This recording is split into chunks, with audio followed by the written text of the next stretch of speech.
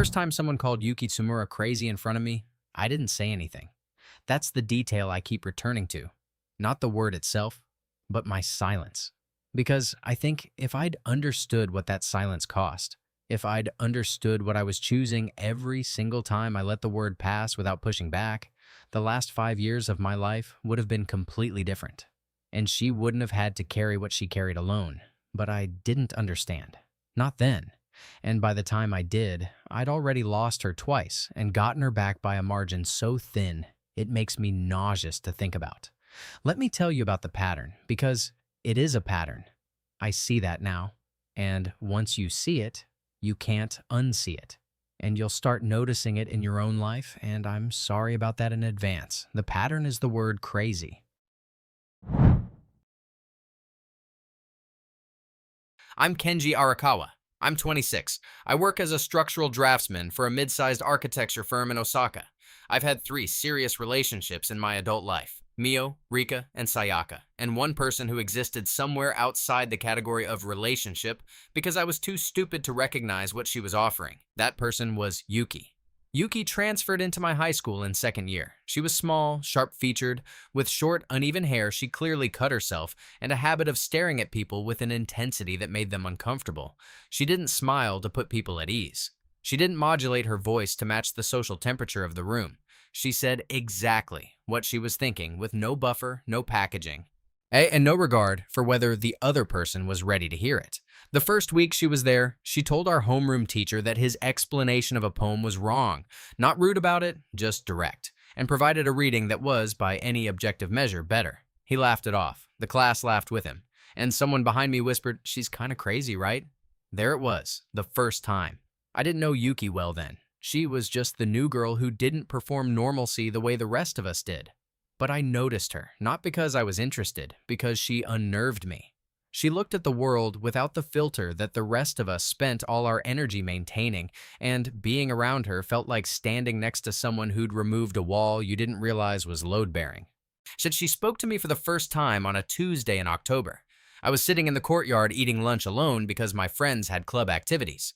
She sat down across from me without asking and said, "You're the only person in our class who reads the assigned texts before the discussion. I can tell because your notes have page references and everyone else's don't." "Okay," I said, because I didn't know what else to say. I think that's rare. Most people perform effort without actually doing it. You actually do the work. She unwrapped her bento. "I like that about you." No one had ever said anything like that to me. Not the compliment itself, the directness of it, the complete absence of social maneuvering. She wasn't flattering me. She wasn't positioning herself. She was reporting an observation the way you'd report the weather. But I said thanks. She ate her lunch, I ate mine. She left when the bell rang, and a guy from the next table leaned over and said, "Dude, careful with that one. She's crazy."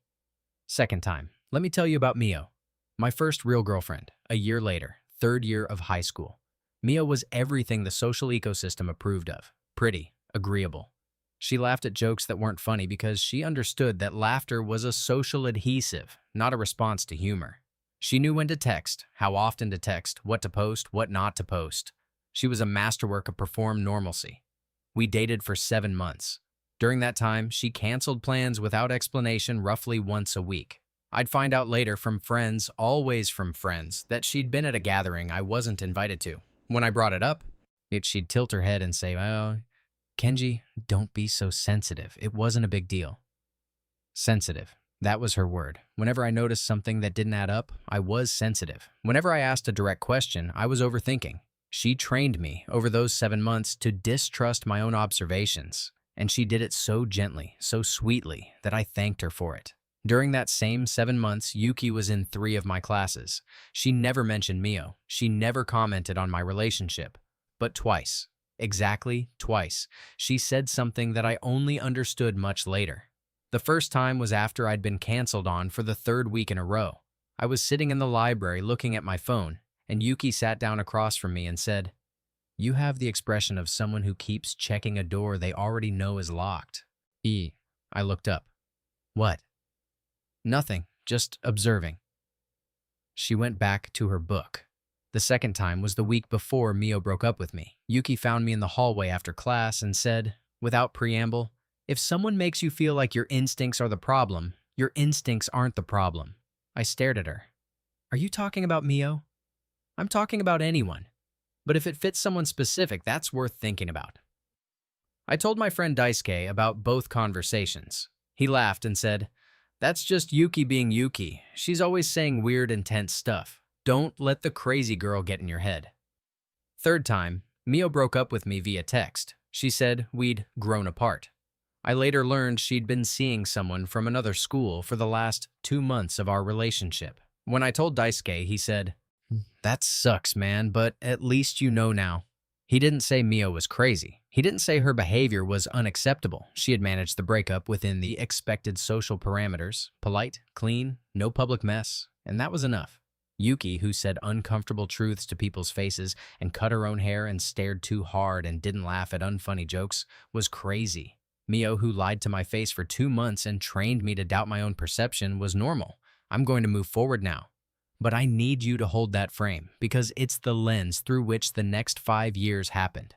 University, Osaka, architecture program. I met Rika in my second year. She was a year ahead of me, sharp and ambitious, and she treated our relationship like a project plan.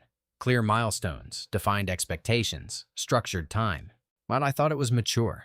I thought it was what grown-up love looked like. What it actually looked like was this.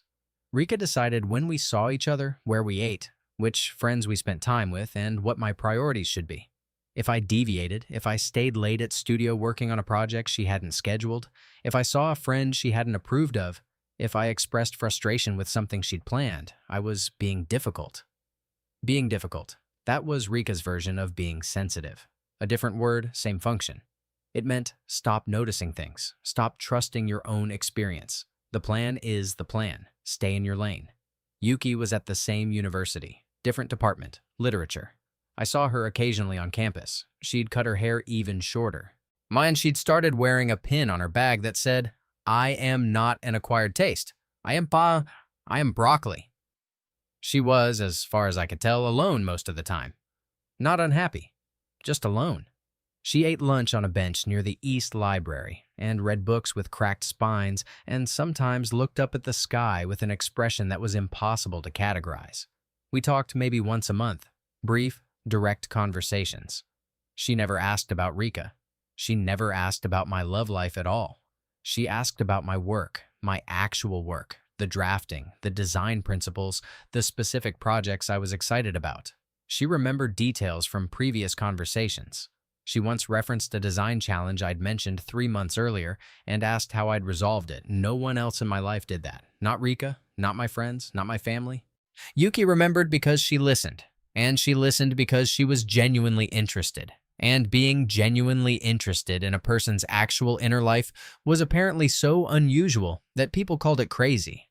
One evening, I ran into her outside the East Library and she said, "You look like you're carrying something that belongs to someone else." "What do you mean?" "You walk differently than you used to, like you're trying to take up less space." She paused. "You didn't used to do that." I went home and thought about it. I measured it against my own experience and realized she was right. I had been compressing, making myself smaller, adjusting my schedule, my opinions, my posture, my tone, all to fit inside the space Rika had defined for me. And I hadn't noticed because the compression happened so gradually, so reasonably, and so wrapped in the language of maturity and partnership that I'd mistaken it for growth. I mentioned Yuki's observation to Rika, not attributed, just the idea. "Do you think I've changed since we started dating?" Rika looked at me. "Everyone changes. That's the point. We're growing together." "But do you think I've gotten smaller?" Her expression cooled. "Who have you been talking to?" "No one." "Is it that weird girl from your high school, the one who stares at people?" "Oh, Yuki isn't weird." "Kenji, she cuts her own hair and eats lunch alone every day. She's a little crazy." Fourth time. Rika and I broke up at the end of my 3rd year. She got an internship in Tokyo and decided, without discussing it, that I would follow her after graduation. When I said I wanted to stay in Osaka, that my career prospects were here, plus that my life was here, She told me I was being difficult again, and that a real partner would support her ambitions. I said a real partner would have asked. She said I was impossible. 3 days later, it was over. Again, no one called Rika crazy. She'd controlled every dimension of my life for 18 months. She'd made unilateral decisions about my future, and she'd framed every act of self-preservation I attempted as a character flaw. But she did it with the right vocabulary, the right composure, the right social packaging. So she was just intense, driven, guai. She knew what she wanted. Yuki, who never once told me what to do, who only ever observed what she saw and trusted me to draw my own conclusions, who asked about my work and remembered my answers. She was the crazy one. Do you see the pattern yet? Because I didn't. Not yet. But I was one relationship away from seeing it. Sayaka, my third girlfriend. I met her at 23, my first year working at the architecture firm. She was an interior designer at a partner company. Beautiful, warm, physically affectionate in a way that felt like shelter after years of being managed and minimized. Sayaka's version was different. She didn't control me or cancel on me. Instead, she needed me. Constantly. Totally. Her problems became my problems. Her bad days became my emergencies. Her emotional needs expanded to fill every available hour. And if I tried to set a boundary, if I said I needed an evening alone, if I said I couldn't talk right now, if I said I was tired, she'd cry. Not manipulatively, or at least not consciously. She'd just cry, and the message was clear. Your needs make me suffer, and if you loved me, you'd stop having them. I lost weight. I stopped sleeping well. I stopped calling friends. My work suffered because I was answering her texts during drafting sessions and spending lunch breaks talking her through crises that, I eventually realized, were recurring not because they were real emergencies, but because crisis was the only state in which she felt connected to me. During this period, I saw Yuki at a cafe. She was working on something, a laptop, a stack of printed pages, red pen markings everywhere, editing. She'd become an editorial assistant at a small publishing house. She looked up when I walked in, and her eyes did the thing they always did, the direct, unblinking assessment that made most people flinch. Sit, she said. Not a request. An instruction from someone who could see I was about to fall over. I sat. I ordered coffee. Yeah, she didn't ask me what was wrong. Instead, she said, when I was 15, I read a book about how certain plants grow toward whatever light source is available, even if it's artificial, even if it's the wrong kind of light, even if it burns them. She turned a page in her manuscript. The plants aren't stupid. They're just doing what they were built to do. The problem isn't the plant. It's that someone put the wrong light in the room. She went back to editing. I sat there with my coffee for an hour. She didn't speak again. She didn't need to. That night, I went home and looked at my phone. 32 texts from Sayaka in 3 hours. The first few were normal. The middle ones were anxious. The last ones were angry, then pleading, then angry again. A full emotional cycle. It generated entirely by my silence while I sat in a cafe drinking coffee. And for the first time, I heard the pattern.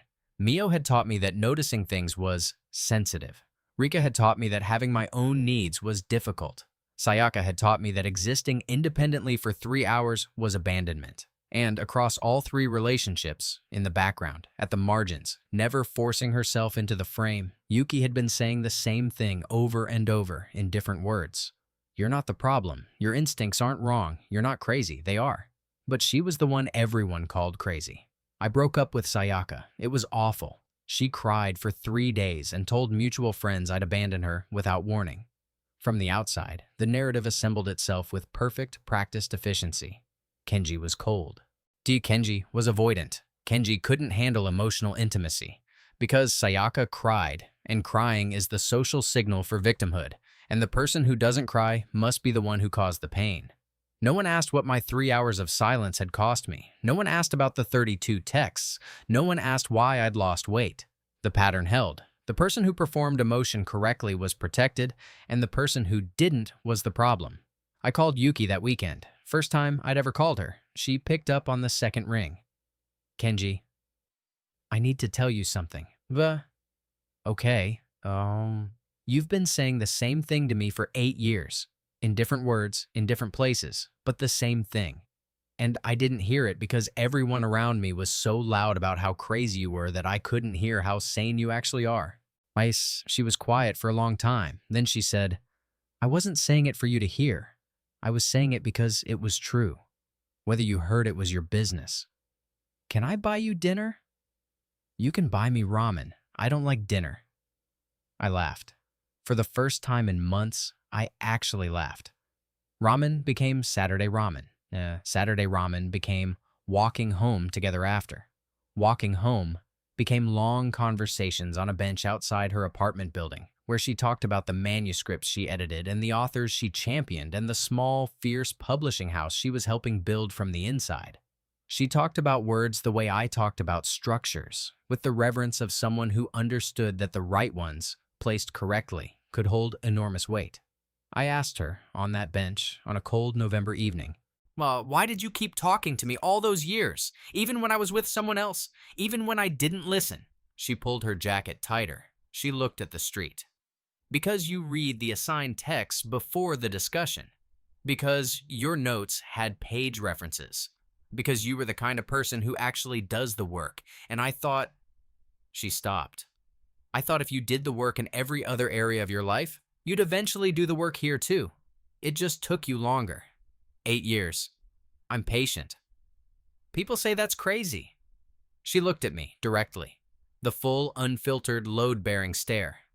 People say a lot of things. Most of it is just noise they make so they don't have to sit with the quiet.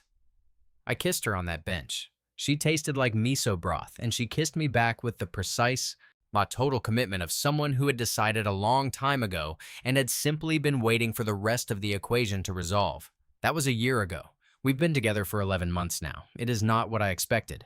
Not because it's worse or better, because it's different in kind from anything I've experienced. Yuki doesn't manage me. She doesn't need me to complete her. She doesn't use tears as leverage or silence as punishment. She says what she thinks, asks what she wants to know, and when she's upset, she says, I'm upset, and here's why. And then we talk about it, and then it's over. No residue, no strategic sulking, no 2-day emotional tax for the crime of having an independent evening. She's still intense. She still stares. She still says things that make people uncomfortable because she refuses to sand the edges off her observations. Last month, at a dinner with my coworkers, she told my senior colleague that his design philosophy was competent but emotionally vacant. He laughed nervously and changed the subject. On the way home, I said, You know you can't say that to people, right? And she said, I can. I just did. Whether he listens is his business. She's not easy. She's not soft. She's not the kind of partner who makes your life frictionless. But she's real. Completely, structurally, foundationally real. In a world full of people performing versions of themselves that they think you want to see. 3 months ago, I ran into Mio at a mutual friend's wedding. She looked the same, polished, composed, socially calibrated. She saw me and Yuki together and something flickered across her face. Later at the bar, she approached me alone. So you're with the crazy girl now? 5th time. But this time, I heard it clearly, and I understood what it had always meant. She's not crazy, Mio. She's honest. You just can't tell the difference. Mio's smile stiffened. She excused herself. 2 weeks after that, Rika contacted me through social media. She'd seen photos of me and Yuki at the wedding. Someone had tagged us. Her message was long, articulate, and structured. She said she'd been reflecting on our relationship. She said she'd grown. She said she wondered if we could reconnect as adults. I didn't respond, not because I was angry, because I recognized the language. I'd heard it before. Well, it was the vocabulary of someone who had run out of people to manage and was circling back to someone they'd already trained. A week after that, Sayaka texted me. Short, emotional, full of feeling, she missed me. She'd been working on herself. She wanted to talk. I showed the message to Yuki. She read it, handed my phone back, and said, You don't need my permission to respond or not respond. That's yours. I know. I just wanted you to see it. I see it. I see it. What do you think?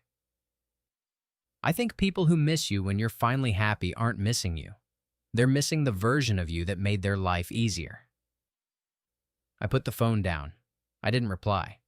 Here's what I understand now. The pattern was never about Yuki. It was about what the word warzi actually does. It's a label that gets applied to the person who breaks the social contract of comfortable dishonesty. The person who says the thing everyone is thinking. The person who won't laugh at the unfunny joke. The person who looks at you directly when everyone else is performing a version of eye contact that's really just polished avoidance. Yuki was called crazy because she made people feel seen. And being seen is terrifying when you've built your entire personality around not being looked at too closely. Mio was never called crazy because she lied with perfect social fluency. Rika was never called crazy because she controlled with the vocabulary of maturity. Sayaka was never called crazy because she weaponized fragility with enough tears to make the room take her side. The word was never a diagnosis. It was a defense mechanism. The people around me used it to keep me away from the one person who would have shown me, years earlier, that I deserved better than what I was accepting. And I let them. I let the word do its work. I let crazy become a wall between me and the only person who is telling me the truth. I'll carry that. I'll carry the 8 years of silence, the bench conversations I showed up to too late, the lunches she ate alone while I sat with people who were performing connection without ever actually making any. I'll carry the fact that she waited, not because she's a saint, not because waiting is romantic, but because she decided I was worth the patience, and she doesn't reverse her decisions lightly. She's in the next room right now, editing a manuscript with a red pen, muttering at the author's sentence structure. In a minute, I'm going to bring her tea, and she's going to accept it without looking up, and then, about 10 minutes later, she'll appear in the doorway and say, "The tea was good. Thank you." Because that's Yuki. Delayed, but precise. Every acknowledgement arriving exactly when it means the most. My exes are out there somewhere, regretting what they lost. I know this because the messages keep coming. Not frequently, but consistently, like a pattern. The same women who trained me to be smaller, quieter, less trusting of my own experience are now circling back, drawn by the version of me that exists only because I finally stopped listening to them and started listening to the person they told me to avoid. I don't hate them. I don't wish them harm. But I see the pattern now, and I can't unsee it. And I will never again let the word crazy be used to steer me away from someone who is telling me the truth. Yuki Tsumura is not crazy. She is the most precisely sane person I've ever met. She just refused to be convenient about it. And she is, without question, without competition, and without any of the qualifications I used to think love required, the only person who ever truly loved me. I just had to stop calling it crazy before I could call it what it was.